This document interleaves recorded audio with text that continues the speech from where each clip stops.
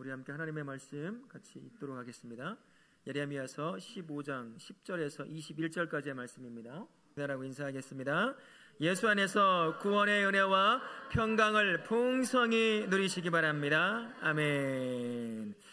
어느 시대건 하나님께 쓰임받는 사람의 삶은 거의 비슷한 삶의 궤적을 따라가는 것 같더라고요. 일단은 하나님의 마음을 전하는 예언자적인 삶을 살아간다라고 할 수가 있을 겁니다. 그 삶은 항상 고통이 뒤따라요. 왜 그럴까요? 하나님의 말씀을 품고 있기 때문이에요. 그 말씀이 내 안에 있는 죄를 지적하고 세상의 죄를 지적하기 때문에 그 말씀을 품으면 그 말씀이 나로 하여금 그렇게 살지 못하는 나로 고통 가운데 놓이게 한다라는 것입니다. 또 하나는 외적인 고통인데요, 그 말씀을 하나님이 선포하라고 하는 거예요. 세상에 나가서 이것이 죄고 저것이 악한 것이다라고 끊임없이 삶을 통해 그리고 입술을 통해서 전하다 보니 여러 가지 어려움을 당할 수가 있잖아요. 그러다 보니 고통에 놓이는 삶을 살게 되더라는 것입니다. 그럼에도 불구하고 그런 삶을 사는 사람에게는 하나님께서 언제나 함께 하시며 인도하시며 도우시고 이끌어 가신다라는 것입니다. 이게 하나님께 쓰임받는 사람들이 살았던 삶의 거의 공통적인 모습이라고 할 수 있습니다. 지난주에 우리 예구마을과 비전스쿨 아이들 여름 성경학교 캠프가 있었는데 주제가 노아 메이커스라고 하는 주제였습니다. 우리 모든 아이들이 이 땅에 필요한 노아 같은 인생을 세워가자라고 하는 그런 의미가 담겨져 있겠죠. 노아가 거의 120년 동안 산 위에서 방주를 짓기 시작을 합니다. 누구나 보라고 다 하나님이 세워놓은 거예요. 저 밑에 잘 보이지 않는 강가 바닷가에서 배를 지으라고 한 것이 아니라 산 꼭대기 위에 세워놓고 거기서 배를 지으라고 하는 거죠. 노아의 삶 자체가 하나님의 메시지였습니다. 복음에 대한 메시지일 뿐만 아니라 징계에 대한 메시지였어요. 그 위에서 120년 동안 배를 짓고 있으니 모든 사람들이 바라보고 있을 거 아니겠습니까? 얼마나 바보 같다고 조롱했겠어요. 손가락질하고 조롱하고 비방했을 것입니다. 하지만 120년 동안 그렇게 배를 지어가는 거죠. 또한 그 삶 자체가 징계를 보여주는 삶입니다. 저렇게 살지 못하면 하나님의 징계가 내려와서 온 인류를 다 멸망시킬 거라라고 하는 그러한 메시지가 담겨져 있는 삶이기 때문에 노아를 볼 때마다 참 정신없는 사람이다라고 얘기를 하겠지만 한편으로는 저 사람 때문에 내가 괴롭다는 거죠.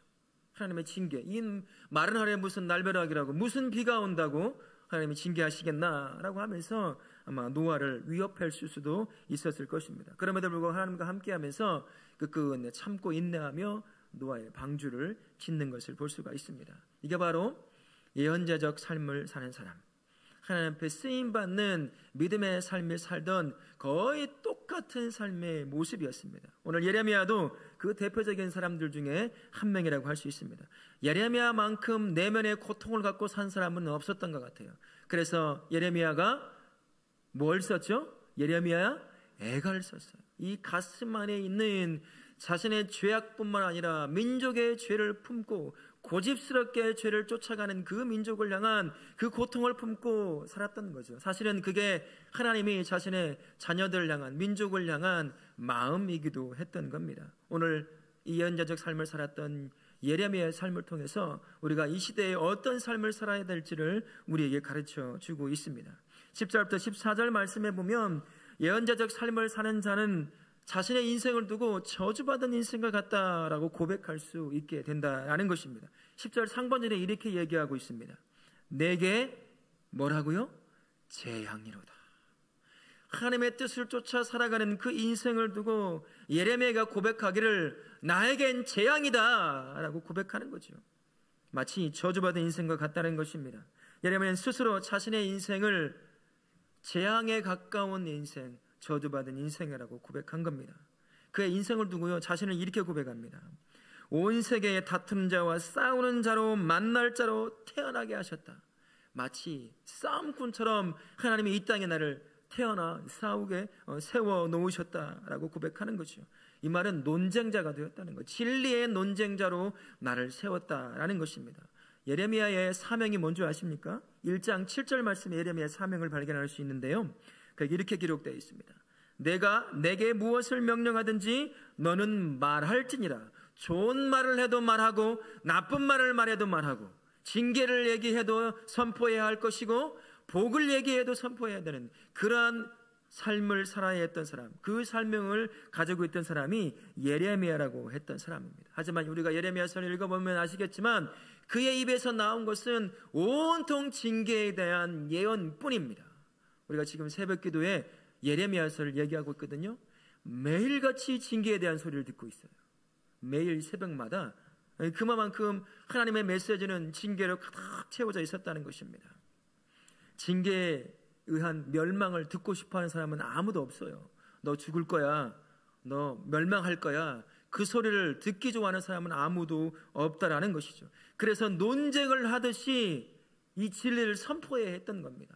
마치 싸움 따게 되어서 싸움을 하는 것처럼 끊임없이 그 말씀을 받지 않으려고 하는 이스라엘 백성들, 유다 백성들을 향해서 마치 싸움닭처럼 그렇게 논쟁하며 하나님의 징계의 메시지를 전해야 했던 사람, 그 사람이 바로 예레미야라고 하는 사람입니다. 자신이 전한 메시지에 끊임없이 조롱과 아픔을 주는, 위협을 주는 사람들과 싸움닭처럼 살아가야 하는 그 인생 얼마나 고통스러웠겠습니까?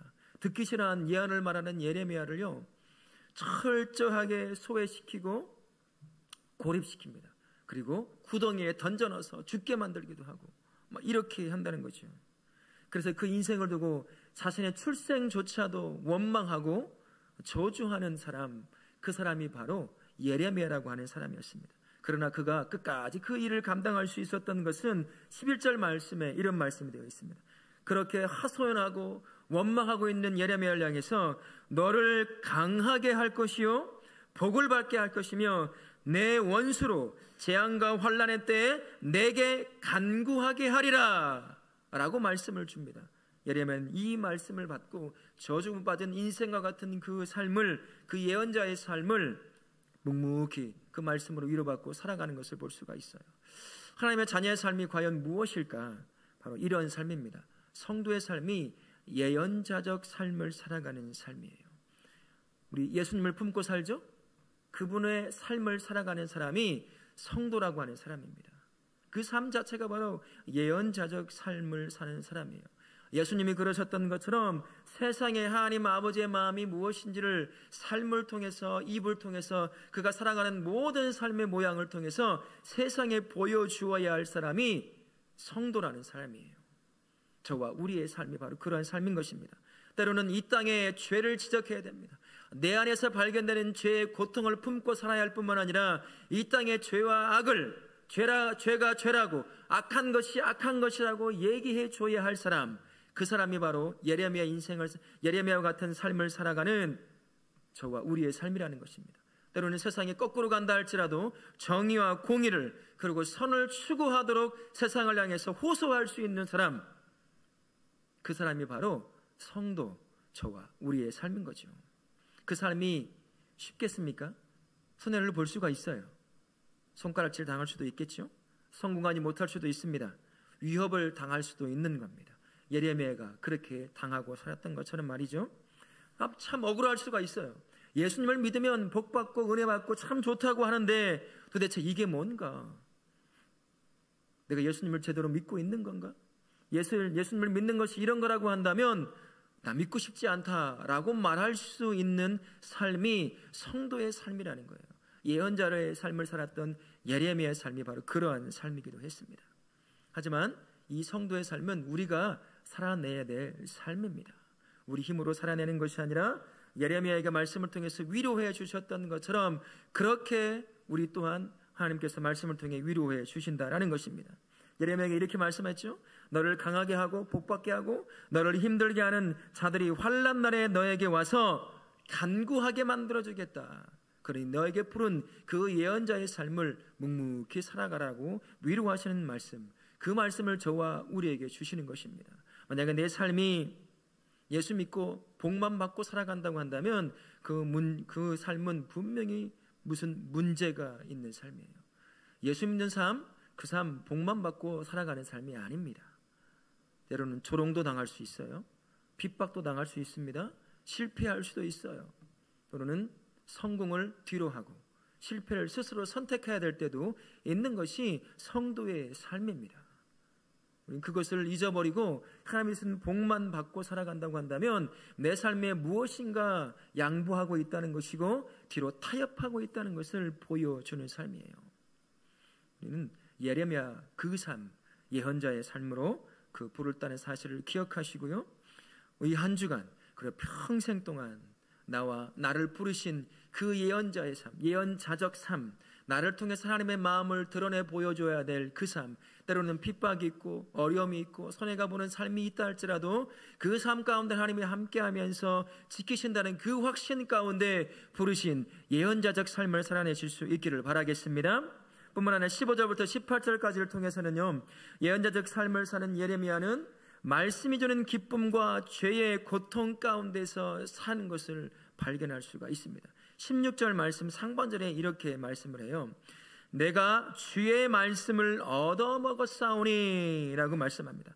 저주받은 인생과 같은 그 삶 견딜 수 없었을 것입니다. 그러나 그 마음에 하나님의 말씀이 딱 떨어지니 그 말씀으로 말미암아 그가 저주받은 인생과 같은 그 삶을 살아가는 것을 볼 수가 있어요. 말씀이 예레미야의 심령 안에서 자신의 죄를 발견하게 하고 그로 인해 고통 가운데 놓이게 합니다. 그리고 고집스럽게 죄와 악을 쫓아가는 민족을 바라보며 변화되지 않는 그 민족을 향한 그 죄의 고통이 예레미야를 아주 참 힘들고 어렵게 만드는 그 순간 하나님께서 예레미야에게 말씀을 주심으로 말미암아 그 고통을 잘 이겨내고 기쁨으로 견뎌낼 수 있도록 만드는 것을 볼 수가 있어요. 시편 19편 8절에 이렇게 말씀합니다. 여호와의 교훈은 정직하여 마음을 기쁘게 하고 여호와의 계명은 순결하여 눈을 밝게 하시도다. 여호와의 말씀 우리 마음을 기쁘게 하는 줄로 믿습니다. 또한 시편 119편 103절 말씀에 이렇게 말씀하세요. 주의 말씀의 맛이 내게 어찌 그리 단지요 내 입에 꿀보다 더 단이다 라고 말씀하십니다. 죄의 고통 가운데 놓여있던 예레미야에게 하나님께서 말씀을 딱 먹게 하시니 그 고통을 이겨낼 수 있을 만큼 그 말씀이 기쁨을 주시더라라는 것입니다. 하나님의 말씀은 고통과 아픔을 무시하지 않지만 그러나 그것을 뛰어넘어 기쁨으로 이겨내게 한다라는 겁니다. 이게 예언자적 삶을 살아가는 성도의 삶이에요. 한편으로는 주의 말씀을 통해서 내 안에서 일어나는 죄의 고통을 이겨내며 기쁨으로 살아가지만 또 한편에는 내 안에서 발견되는 죄와 세상을 향해 세상에서 보여주는 그 죄, 변화되지 않는 그것을 바라보며 내 안에서 만들어지는 고통 가운데 이 긴장을 가지고 살아가는 삶, 이 삶이 예언자적 삶을 살아가는 성도의 삶인 것입니다. 고통스럽지만 말씀을 통해 기쁨을 얻어 이겨나가고 그럼에도 불구하고 내 안에서 세상을 향해 바라볼 때 거기에 있는 변화되지 않는 죄를 쫓아가는 수많은 사람들과 자신의 모습을 바라보면서 그 고통을 동시에 겪어야 되는 삶, 그 삶이 바로 예언자적 삶을 살아가는 성도의 삶이라 할 수가 있습니다. 그래서 예레미야는 17절 말씀처럼 이렇게 고백하는 겁니다. 기뻐하는 자들의 모임에서 즐거워할 수도 없는 거예요. 말씀을 통해 기쁨을 누리지만 다른 사람들, 세상 사람들이 즐거워하는 그 자리에서 함께 즐거워할 수 없는 거죠. 그 자리가 죄의 고통의 자리인 것을 알기 때문에 그것을 똑같이 느끼는 것입니다.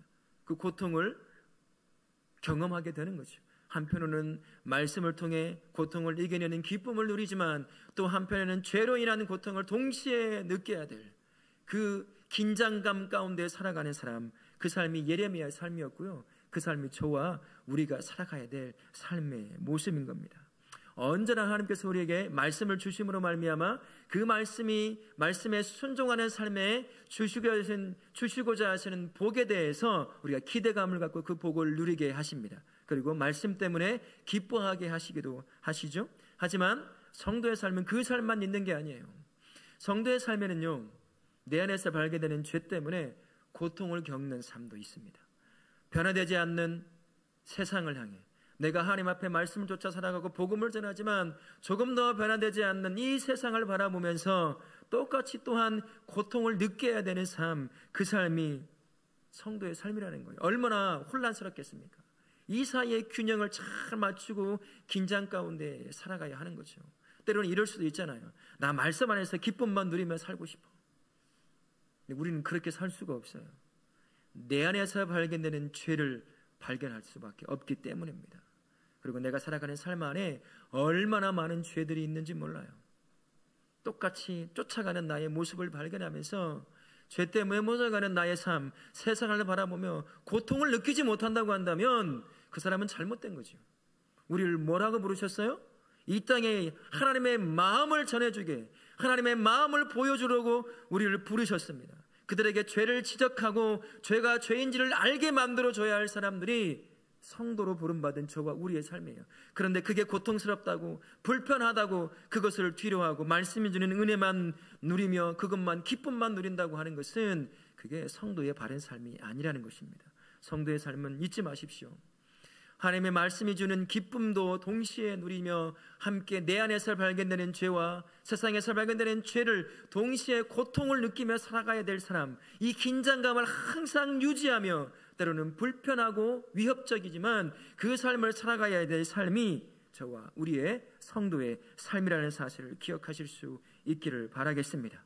이 한 주간요, 말씀이 주는 기쁨을 누리며 사시되 내 안에서 발견되는 죄에 대한 고통을 그대로 느끼시고 회개하며 또한 세상을 향해서 하나님이 원치 않는 죄를 지적하며 옳게 바른 길로 갈 수 있도록 인도해 주어야 될 삶, 그 삶이 성도의 삶이라는 사실을 기억하시며 이 기쁨과 이 고통의 이 긴장을 잘 이끌어가며 사실 수 있는 그런 성도님 되실 수 있기를 바라겠습니다. 또한 19절부터 21절까지의 말씀을 통해서 이렇게 예레미야의 삶을 발견할 수가 있습니다. 죄에 대한 분노에 압도되지 않은 것을 알 수가 있어요. 여러분 20절 말씀에 보면 이렇게 예레미야가 고백해요. 내가 너로 하나님께서 이렇게 예레미야에게 말씀합니다. 내가 너로 이 백성 앞에 견고한 놋 성벽이 되게 하리니 라는 말씀을 합니다. 죄의 고통은 누구나 피하고 싶어요. 그렇죠? 내 안에 있는 죄가 만들어내는 고통도 피하고 싶고 세상에서 오는 죄에 대한 고통도 피하고 싶은 것이 모든 사람의 마음이죠. 예레미야라고 하나님이 주신 그 징계의 메시지를 계속 선포하고 싶었겠습니까? 그를 바라보는 수많은 유대의 백성들이 얼마나 많은 사람들을 아프게 하고 또한 예레미야를 아프게 했겠습니까? 나 그 사람들의 말을 듣고 그냥 그들과 함께 동조해서 좋은 게 좋은 거야 라고 하며 그들과 함께 살아가고 싶었던 그런 마음이 예레미야에게도 있었을 것입니다. 누가 자신이 메시지를 전하는 그 메시지 때문에 고통당하는 그들이 위협하는 그 삶을 선택해서 살고 싶어 하겠습니까? 그냥 좋은 게 좋은 거야, 그래 좋은 것만 얘기하자라고 그렇게 살고 싶어 했을지도 모르겠습니다. 하지만 예레미야는 흔들리지 않았어요. 위협이 있어도 때로는 어려움이 있어도 고통에 짓눌려 있다 할지라도 자신의 부르신 그 부르심을 살아갔던 사람이 바로 예레미야라고 할 수가 있습니다. 어떻게 이런 상황, 이 긴장 가운데서 한편으로는 말씀을 통해 위로를 얻고 기쁨을 얻지만 또 다른 한편에서는 죄에 대한 고통을 동시에 느껴야 될, 그리고 선포하고 살아가야 될 이 긴장 가운데 있는 이 삶을 어떻게 살며 유지할 수 있었을까요? 20절 말씀이 바로 거기에 답이 있습니다. 방금 전에 읽었던 말씀이죠. 20절 상반절에 이렇게 말씀하잖아요. 하나님께서 예레미야에게 이렇게 얘기해 주셔요. 내가 너로 이 백성 앞에 견고한 놋 성벽이 되게 하리니 라고 말씀을 하십니다. 이 뜻은 이런 뜻입니다. 예레미야야, 내가 나에게 충실한 이상 그 어느 누구도 너에게 해를 끼치지 못하게 내가 만들어 줄 것이다 라는 그런 메시지와 똑같은 겁니다. 누구도 너를 못 무너뜨리게, 누구도 너를 못 쓰러뜨리게 내가 너를 마치 놋 성벽처럼 세워 놓게 할 것이다 라고 그렇게 말씀하시는 거죠. 전능하신 하나님이 보호하신다고 한다면 누가 과연 예레미야를 무너뜨릴 수가 있겠습니까? 하나님께서 그 고통 가운데 있는 예레미야에게 내가 너를 놋 성벽처럼 세워서 누구도 너를 무너뜨리지 못하게 만들 것이니 너는 걱정하지 말고 그의 삶을 살라라고 이야기해 주는 것이죠. 성도는요, 언제나 말씀이 드린 기쁨과 죄의 고통, 이 긴장 가운데 항상 살아가는 삶이라는 것을 기억하실 수 있길 바랍니다. 때로는 이 고통 때문에 고통을 뒤로 하고 나 편한 대로, 나와 상관이 없어, 나만 그냥 말씀 안에서 은혜 받고 기쁨을 누리면 되는 거 아닐까? 그렇게 살면 되는 거 아닐까? 라고 하는 생각을 가지고 살 수도 있을 것입니다. 이 고통이 쉽지가 않으니까요. 견디기가 쉽지 않으니까 말입니다. 하지만 성도의 삶은 기쁨과 고통의 이 긴장의 연속이라는 것을 기억하십시오. 하지만 우리만 사는 게 아니잖아요. 우리 삶에 누가 함께 해주시죠? 성령 하나님이 함께 해주십니다. 하나님께서 함께 하시면서 무너지지 않도록 우리를 붙잡아 주신 것입니다. 그러니 비록 긴장 가운데 참 불편한 삶을 살아갈 수밖에 없지만 그럼에도 불구하고 그 예언자적 삶을 살아갈 수 있게 되는 거예요. 이 한 주간 때로는 기쁨을 누리며 살지만 때로는 죄의 고통을 동시에 겪으며 살아야 할 것이에요. 그게 성도의 삶입니다. 이것을 잊지 마시고요. 주어진 삶의 현장에서 살아가실 때 이 긴장의 끈을 놓치지 않고요. 때로는 이 죄가 주는 고통에 심할 때 주님의 말씀 앞에 그 말씀이 주는 위로함으로 위로함을 받고 새 힘을 얻어 사시되, 그렇다고 해서 죄가 주는 고통을 뒤로 하고 나만 즐겁게 살면 된다라고 하면 안 된다는 것을 기억하시고, 이 기쁨과 이 고통의 긴장을 항상 성령 하나님의 도우심 가운데 견디어내며 살아내실 수 있기를 바라겠습니다. 성도의 삶, 긴장의 연속이라는 사실을 기억하십시오. 우리는 그저 즐거움만 누리고 말씀이 주는 은혜만 누리고 복만 누리며 사는 삶이 아니라는 것입니다. 우리 모두는요, 하나님의 마음을 주어진 삶의 현장에서 보여주어야 해요. 하나님의 마음을 보여준다는 것이 뭐겠습니까? 야, 너 구원받고 복받아, 잘 될 거야, 그 말을 하는 게 아니에요. 하나님의 마음이 뭐겠습니까? 우리 안에 여전히 또아리를 틀고 있는, 이 세상을 지배하고 있는 죄를 지적해내는 것, 거기서 벗어나야 한다는 그 메시지를 전하는 것이 예언자적 삶을 살아가는 성도의 삶입니다. 예수 믿어, 잘 될 거야, 건강해질 거야, 복받을 거야, 치료받을 거야. 네, 그럴 수도 있죠. 하지만 살아보셔야 아시지만 그렇지 않을 때가 참 많이 있다는 걸 알 수가 있어요. 우리는 죽은 신을 믿지 않습니다. 내 마음대로 조종할 수 있는 신을 믿는 사람이 아니에요. 살아계신 전능하신 하나님을 믿는 사람들입니다. 그 믿는 사람들은 하나님의 마음을 온전히 전할 수 있어야 돼요. 한쪽 면만, 예수님 믿으면 복받고 잘 산다는 면만 전해서는 안 된다는 겁니다. 그 한편에 죄에 대한 고통을 그대로 전달해 줄 수 있어야 돼요. 죄가 우리를 어떻게 고통 가운데 살다가 어떻게 우리를 죽음의 길로 몰고 가는지 우리의 삶을 통해서 보여줄 수 있어야 한다는 거예요. 입을 통해서도 전할 수 있어야 한다는 거죠. 그래서 항상 긴장 가운데 살아가는 것입니다. 한편에는 말씀을 통해 주님과 동행하며 기쁨을 누리지만 또 다른 한편에는 죄가 주는 고통을 그대로 느끼며 이 고통을 사람들에게 보여줄 수 있어야 되죠. 그래서 그 죄에서 멀어져 하나님 앞에 돌아오게 만들어야 될 사람, 그게 바로 예언자적 삶을 살아야 될 성도의 삶이라는 것을 기억하십시오. 이 한 주간 다시 하나님께서 삶을 우리에게 허락해 주십니다. 주신 그 삶의 현장에서 죄의 고통을 그대로 느끼며 이것이 무엇인지 나의 가족들에게, 이웃에게, 직장의 동료들에게 죄 가운데 살면 영원한 죽음밖에 없다는 사실을 삶을 통해서, 입을 통해서 증거하시되 그 고통을 품고 살면 참 힘들어요. 그럴 때마다 주의 말씀이 주는 위로함과 새 힘을 얻어 그 기쁨으로 죄의 고통을 이겨나가는 말미암아 하나님께서 부르신 그 예언자적 삶을 충분히 살아내실 수 있는 우리 성도님들 되실 수 있기를 예수님의 이름으로 축원합니다. 아멘.